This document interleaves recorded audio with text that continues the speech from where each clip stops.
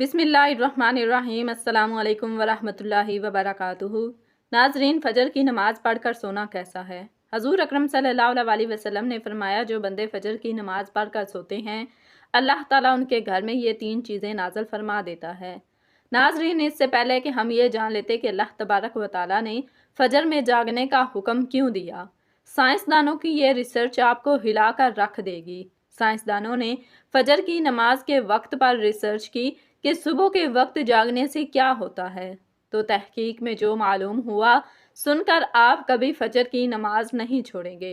और हजूर अक़दस सल्लल्लाहु अलैहि वसल्लम ने क्यों फरमाया था कि इसकी फजीलत जान लेते तो नमाज कभी ना छोड़ते। अल्लाह के अहकाम को बजा लाने और ममनुआत से इज्तनाब बरतने का नाम बंदगी है, इबादत है। इस्लाम के नज़दीक इबादत का मफ़हूम नहायत वसी है। इस्लाम का मुतालबा है कि इंसान की पूरी ज़िंदगी इबादत से इबारत हो। वो इस तरह ज़िंदगी बसर करें कि उसका हर काम इबादत में शुमार हो, और उसका वाहिद तरीका यही है कि वो अल्लाह के बताए हुए तरीके के मुताबिक ज़िंदगी बसर करे। हर बात में हुक्म इलाही को पेश नज़र रखे। इस्लाम इस बड़ी इबादत के लिए इंसान को जिन ज़राए से तैयार और उसकी तरबियत करता है, उर्फ़ आम में उसे इबादत कहा जाता है। इस्लाम की अमारत उन्हीं सतूनों पर कायम है। अरकान इस्लाम में नमाज सरे फहरिस्त है और पहले नंबर पर है। उन तमाम इबादात में नमाज को जो अहमियत और फजीलत हासिल है, वो किसी भी साहिब ईमान अहले नज़र से पोशीदा नहीं है। नमाज की अहमियत का अंदाज़ा इस बात से लगाएं कि कुरान करीम के हर पैगाम में सलात यानी नमाज का लफ्ज़ हुर्फ़ जली में मौजूद है। ईमान के बाद सबसे अहम रुकन जिसका मुतालबा अहले इस्लाम से किया गया है, वो नमाज ही है। नमाज मुसलमानों की दीनी पहचान और इम्तियाजी निशान है। यही वजह है कि कुरान और हदीस में इसकी अदायगी पर बहुत ज़्यादा ज़ोर और तर्क पर वईद मौजूद है। फरमाने नबवी सल्लल्लाहु अलैहि वसल्लम के मुताबिक नमाज के दीन में वही अहमियत है जो इंसानी जिस्म में सर की है। मोमिन और काफिर के दरमियान इम्तियाज करने वाली चीज़ नमाज है, लिहाजा जिसने इसे छोड़ा उसने कुफर किया। ये हदीस मुबारका के अल्फाज हैं। इस वईद से अंदाज़ा लगाया जा सकता है कि इस्लाम में नमाज की अहमियत क्या है। जो चीज़ जिस कदर अहम और ज़रूरी होती है, उसकी बजा आवरी पर अजर सवाब भी उसी कदर ज़्यादा मिलता है। चुनाचे नमाज का सवाब भी इस कदर है कि इंसान इसका तसव्वुर भी नहीं कर सकता। लेकिन 5 वक्ता नमाजों में फ़जर की नमाज की अहमियत और फजीलत सबसे नुमायाँ है, और उसकी अदायगी पर अजर व सवाब भी दीगर 4 नमाजों से ज़्यादा है। उसकी वजह यह है कि फ़जर के वक्त दुनिया नींद की आगोश में महवे इज़्तिराब होती है और ख्वाब खरगोश के मज़े ले रही होती है। लोगों पर गफलत और सुस्ती की चादर तनी हुई होती है। ऐसे में नरमो गरम आरामदा बिस्तर को छोड़कर अल्लाह की अताअत और मोहब्बत में बारगाह इलाही में सजदा रेज होना बड़ा पुरमुशक्कत और नफ्स को ज़ेर करने जैसा मुश्किल काम है। अल्लाह ताला की सुन्नत यह है कि बंदे को जिस नेकी के करने में मुशक्कत ज़्यादा हो और नस्ल शैतानी से लड़ाई लड़नी पड़े, अल्लाह उस पर ज़्यादा अजर व सवाब अता करता है, चाहे वो नेकी कितनी ही छोटी क्यों ना हो। कुरान और हदीस से भी नमाज फ़जर के किरात और तिलावत कुरान की अहमियत उजागर होती है, जिससे वक्त फ़जर और नमाज फ़जर की अहमियत का पता चलता है। सूरह बनी इसराइल में फरमाया है, फ़जर का कुरान, बेशक फ़जर की नमाज में पढ़ा जाने वाला कुरान उससे वक्त फ़जर के तमाम अनवार व तजल्लियात और कुरानी फ़यूज़ व बरक़ात मुतशकिल होकर अल्लाह के वजूद और उसकी वहदानियत की गवाही देते हुए महसूस होते हैं। अहदीस नबवी भी से नमाज की अहमियत और फजीलत और नूरानियत का पता चलता है। आप सल्लल्लाहु अलैहि वसल्लम ने फरमाया कि फ़जर की 2 रकत सुन्नतें दुनिया और दुनिया की हर चीज़ से अफजल है।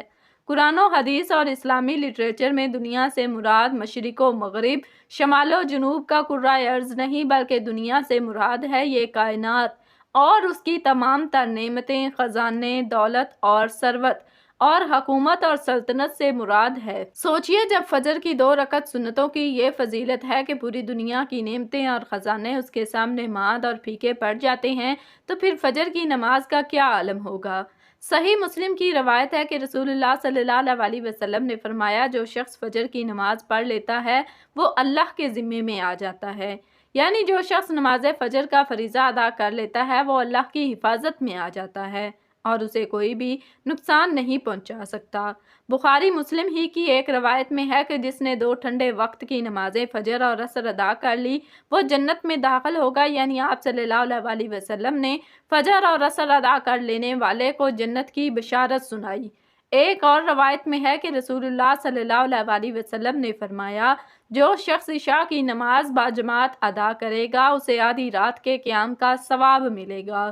جو عشاء اور فجر کی نماز باجماعت ادا کرے گا اس کے لیے پوری رات کے قیام کا ثواب ہوگا۔ نماز فجر کی ادائیگی میں ہماری سستی، غفلت اور کاہلی و کوتاہی انتہا کو پہنچی ہوئی ہے۔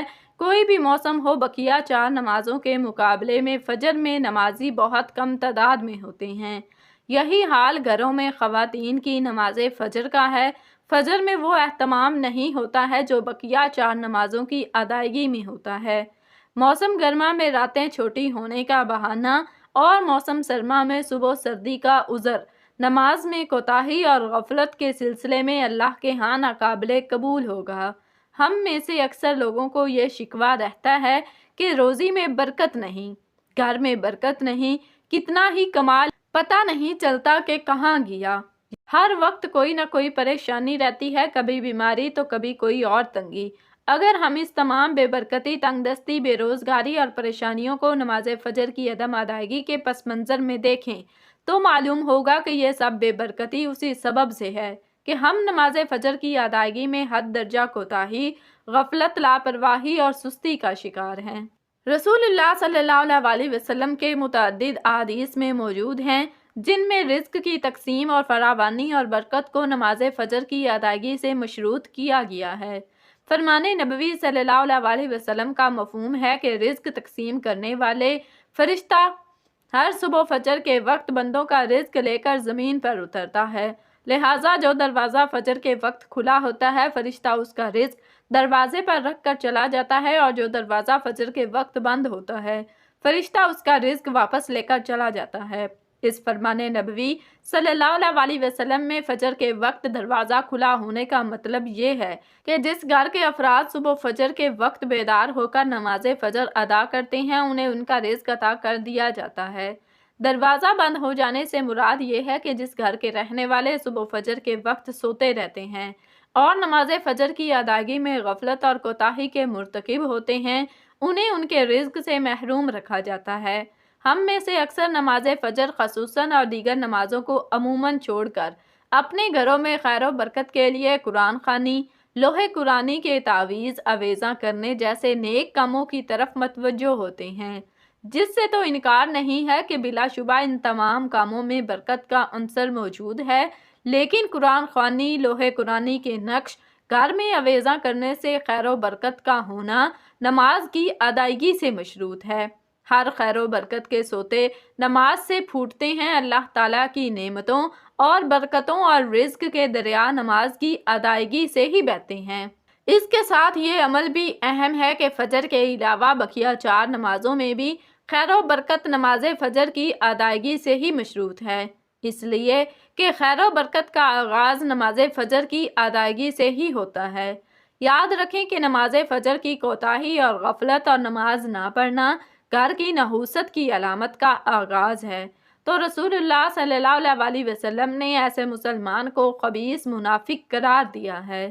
آپ صلی اللہ علیہ وسلم نے فرمایا کہ ایسے شخص کو میرا دل چاہتا ہے کہ آگ لگا کر جلا دوں۔ ناظرین، کبھی آپ کے ذہن میں یہ سوال آتا ہے کہ اللہ تعالیٰ نے ہمیں فجر کے وقت جاگنے کا حکم کیوں دیا ہے؟ کیا فجر کا وقت صرف نماز پڑھنے کا وقت ہوتا ہے یا اس وقت کے پیچھے کوئی راز پوشیدہ ہے؟ وہ راز کیا ہے؟ ناظرین، سب سے پہلے وہ پوشیدہ راز ہم آپ کو بتاتے ہیں۔ ناظرین، یقیناً آپ کے لیے بھی نمازوں میں سب سے زیادہ مشکل نماز فجر کی نماز ہوگی، جس میں نیند کا غلبہ آتا ہوتا ہے کہ ایک انسان مشکل سے اٹھ پاتا ہے، لیکن دن کے اس خاص حصے میں جو راز پوشیدہ ہے اسے جب آپ جانو گے تو یقین کریں کہ آپ فجر کی نماز کبھی نہیں چھوڑنا چاہیں گے۔ دنیا میں کئی ایسے لوگ موجود ہیں جنہیں سلیپ ڈس آرڈر یا بے خوابی کی شکایت ہوتی ہے، جس میں وہ ساری رات سو نہیں پاتے، یعنی انہیں نیند نہیں آنے کی بیماری ہوتی ہے، اور وہ پورا دن کام کاج کر کے جب رات کو بھی سو نہیں سکتے، تب کئی طرح کے ذہنی اور جسمانی بیماریاں جنم لیتی ہیں، اور اس سلیپ ڈس آرڈر کا شکار آج ہر دوسرا تیسرا انسان ہو رہا ہے، جس کی بڑی وجہ اللہ کے احکامات کو پیچھے چھوڑ کر دنیا کی رنگینیوں کے پیچھے بھاگنا ہے۔ ساری رات جاگنے کے بعد فجر کے قریب کچھ دیر نیند آ جاتی ہے، لیکن وہ نیند جسم کو پرسکون نہیں کرتی، جس کی وجہ سے اکثر لوگ جاگتے جاگتے اور ہر قسم کی دوائیوں کے استعمال کے باوجود جب سو نہیں پاتے تو اللہ سے یہ سوال ضرور کرتے ہوں گے کہ اللہ مجھے نیند کیوں نہیں آتی، آخر کیا وجہ ہے؟ بہت کم لوگ ہوتے ہیں جو اس کیفیت میں اپنے اندر پیدا ہونے والی اس آواز کو سن پاتے ہیں، جس میں ان سے کہا جاتا ہے کہ بستر سے نکلو، نماز پڑھو، اللہ کا ذکر کرو، اور یقین کریں جو اس آواز کو سن پاتے ہیں اور اس پر عمل کرتے ہیں، انہیں تا حیات کبھی بھی سلیپ ڈس آرڈر کی شکایت نہیں ہوگی۔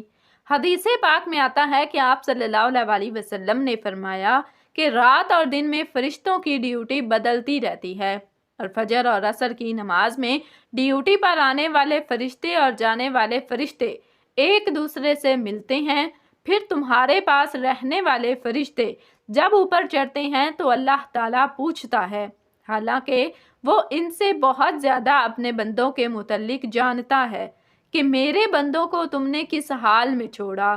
تو جواب دیتے ہیں کہ ہم نے جب ان کو چھوڑا تو فجر کی نماز پڑھ رہے تھے، اور جب ان کے پاس گئے تب وہ عصر کی نماز پڑھ رہے تھے۔ فجر اور عصر کی نمازوں کے اوقات میں سونے سے منع کرنے کے پیچھے بھی ایک بڑی وجہ ہے، اور وہ یہ ہے کہ سائنس کہتی ہے کہ صبح سورج طلوع ہوتے وقت اور شام کو غروب ہونے سے پہلے سونا نہیں چاہیے، کیونکہ صبح کے وقت زمین پر آکسیجن بہت زیادہ مقدار میں ہوتی ہے، جس وقت ماحول تر و تازہ ہوتا ہے، اور یہ آکسیجن آپ کو دن بھر فٹ رکھنے کے لیے انتہائی ضروری ہوتی ہے۔ جو اس وقت سو جاتا ہے تو وہ اس تازہ آکسیجن سے محروم رہ جاتا ہے، اور عصر کے وقت زمین پر آکسیجن کی کمی ہو جاتی ہے، تو اگر کوئی سو جاتا ہے تو اس کو آکسیجن کی مقدار کم ہی مل پاتی ہے، جس کی وجہ سے جب وہ جاگتا ہے تو اس کے سر میں درد اور طبیعت بوجھل ہو جاتی ہے۔ یہی بڑی وجہ ہے کہ دین اسلام میں ان دونوں اوقات میں سونے سے منع فرمایا گیا ہے۔ رسول کریم صلی اللہ علیہ وسلم نے فرمایا، طلوع شمس سے پہلے اور غروب آفتاب سے پہلے نماز ادا کرنے والا جہنم میں ہرگز داخل نہیں ہوگا۔ نماز فجر کے بارے میں ایسے بے شمار فضائل اور بھی ہیں جن کو ہم نہیں جان سکتے، اگر انسان ان کو جان لیں تو کبھی کوتاہی نہ کرے۔ رسول کریم صلی اللہ علیہ وسلم کا فرمان ہے کہ اگر وہ لوگ عشاء اور فجر کی فضیلت کے بارے میں جان لیں تو وہ ضرور بالضرور ان نمازوں میں حاضر ہونا چاہیں گے، ان کو خود کو گھسیٹتے ہوئے ہی آنا پڑے۔ آپ خود اندازہ کیجئے کہ ایک طرف ان دونوں نمازوں کی اتنی فضیلت اور اہمیت ہے، اور دوسری طرف ان کی ادائیگی میں کتنی سستی اور لاپرواہی برتی جا رہی ہے۔ ناظرین، کیا فجر کے بعد سونا جائز ہے؟ جی ہاں، فجر کی نماز کے بعد سونا جائز ہے، لیکن بعض علماء نے اسے ناپسندیدہ یعنی مکروہ کہا ہے، خاص طور پر اگر یہ روزانہ کا معمول بن جائے اور سستی اور کاہلی کا باعث ہو۔ جناب محمد رسول اللہ صلی اللہ علیہ وسلم نے ارشاد فرمایا، مطلب ہے کہ صبح کے وقت سونا رزق میں کمی کا سبب بنتا ہے۔ اس حدیث سے معلوم ہوتا ہے کہ صبح جلدی جاگنا برکت اور کامیابی کا ذریعہ ہے، لیکن اگر نیند کی سخت ضرورت ہو تو سونا جائز ہے۔ اگر کوئی رات بھر جاگ کر عبادت یا کام کر رہا ہو تو فجر کے بعد سونا چاہیے۔ سورج نکلنے کے بعد اشراق کی نماز پڑھ کر آرام کرنا زیادہ برکت والا عمل ہے۔ فجر کے بعد سونا حرام نہیں، لیکن اگر یہ سستی اور کاہلی کا باعث بنے تو بہتر ہے کہ پہلے کچھ وقت عبادت میں گزارا جائے پھر سویا جائے۔ اللہ تعالیٰ سے دعا ہے کہ اللہ تعالیٰ ہمیں اس پر عمل کرنے کی توفیق عطا فرمائے، آمین، اور ہم سب کو پنجگانہ نماز ادا کرنے کی توفیق عطا فرمائے۔ ناظرین، کمنٹ باکس میں اللہ تعالیٰ کے 99 ناموں میں سے ایک نام ضرور ٹائپ کریں۔ ویڈیو اچھی لگی تو ویڈیو کو لائک کریں، شیئر کریں، چینل کو سبسکرائب کریں۔ اگلی ویڈیو تک کے لیے اجازت دیجیے۔ خدا حافظ۔